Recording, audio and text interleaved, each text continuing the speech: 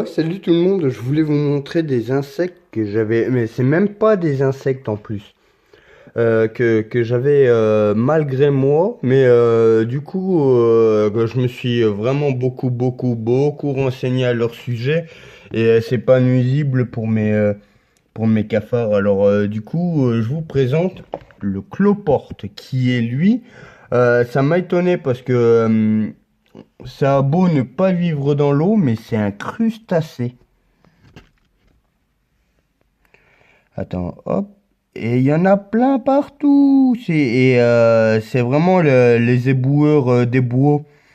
Ils servent à dégrader les feuilles.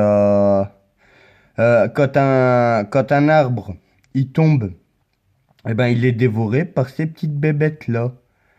Et je trouve ça mimi, moi, ça n'a rien de dégoûtant, mais étant donné que ça vit dans la terre, pour retourner la terre, après, t'en as plein sous les doigts.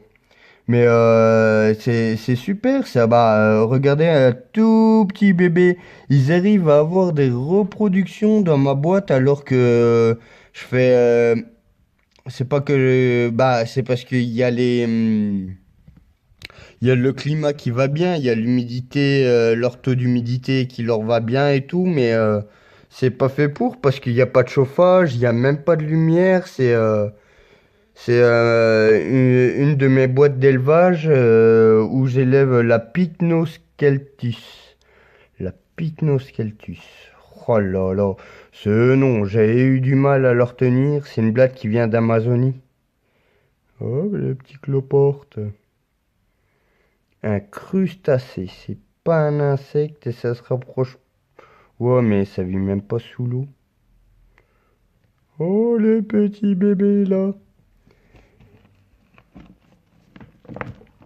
Mais par contre, petit problème, c'est que les Pycnoceltus, non seulement elles sont petites, mais elles se cachent les saloperies.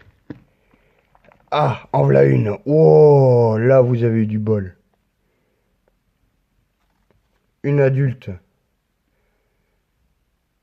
Et on reconnaît les adultes parce qu'ils ont des ailes.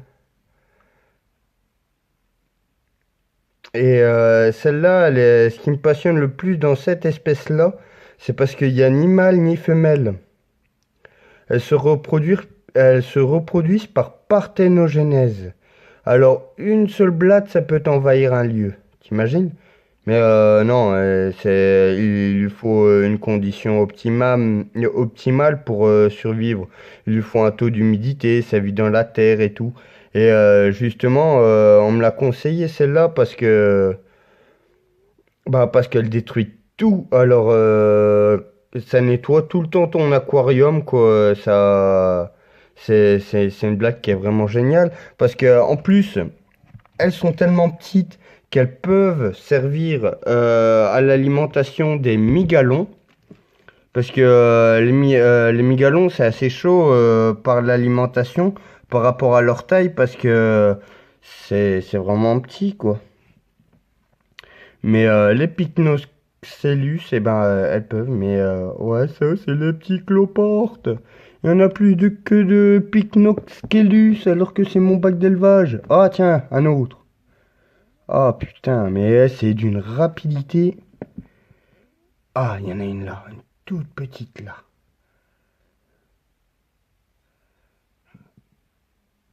Elle fait la morte, mais tu pars, hein, ça y est, j'ai déjà parti. Ah, ah, ah, ah, ah, ah, ah. Est-ce que je vais réussir à l'avoir?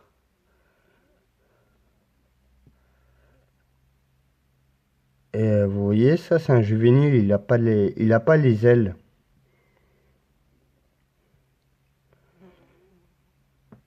Wow, oui, la bébête. Et c'est super rapide.